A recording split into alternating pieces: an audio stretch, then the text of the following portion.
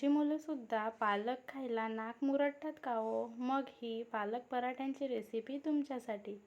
तर पालक धुवून घेतली, त्यामध्ये मिरची घातली आणि बटाटे घेतले, छान उकडून घेतले. नंतर पालकची पेस्ट घेतली आणि बटाटे स्मॅश करून त्यामध्ये सुखे मसाले घालून घेतले. पालकची पेस्ट घेतली, त्यामध्ये गव्हाचं पीठ घालून छान असं पीठ मळून घेतलं, चपातीच्या पिठासारखं मऊसूत असं पीठ मळून घेतलं. त्यानंतर चपातीच्या पिठाचा गोळा घेतला आणि त्यामध्ये आलूचं स्टफिंग जे आहे ती भरून घेतली, अगदी पुरणामध्ये सारण भरतो तशासारखं, आणि मस्त असे खरपूस पराठे भाजून घेतले. खूपच चविष्ट झाले होते. सगळ्यांनीच आवडीने खाल्लेले आहेत.